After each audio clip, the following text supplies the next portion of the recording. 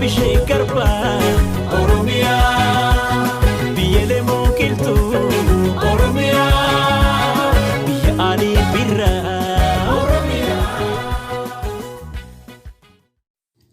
Assalamu alaikum warahmatullahi wabarakatuh. Kabajamtoota jaalatamtoota chaanaalii Anuushoo 24 jala argamtan jira jirtu nagaa fi jaalalli tokkummaan bakkuma jirtanitti tabbaa fi qilleensa qaxxaamuruudhaan isin haa qaqqabu isiniin jecha akkasumallee chaanaalii kanaaf namoonni haaraa taatan subscribe, share, like gochuudhaan jajjabeessaa isiniin jedha.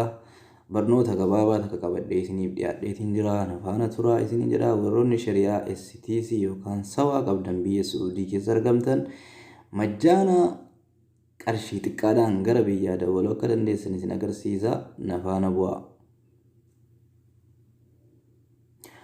Okay, amma bakka bilbilaa galtanii Najma 88 maslaalii galchitu achi booda okkeettuuni. Haala kanaan barbaadee isiniif fida. Kiyya amma filannoo hedduu naaf fide kan Itoophiyaadhaa tokkoffaa irratti argama. Warri garagadii kuni majjaana intarneetaati.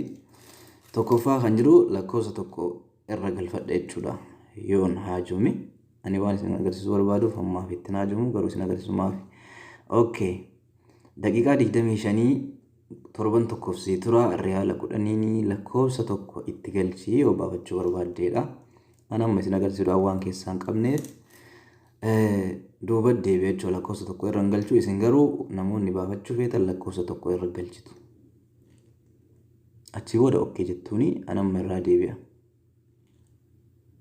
Haala kanaan ammallee kan riyaala 6 achuma irra deebitanii urjii 88 maslaalii galchitu.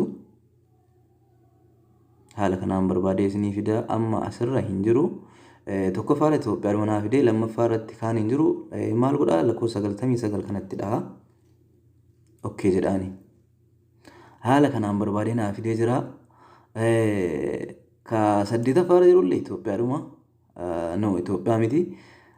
Ka 9ffaa irra jiru lakkoofsa 9 itti barreeffadha jechuudha.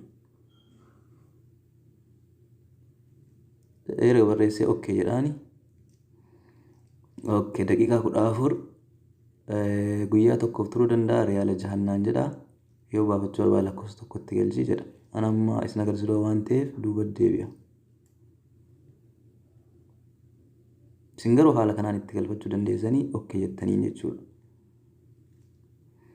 Okay. Haala kanaan itti fayyadamuu dandeessanii majjaanaa gabaabaadha.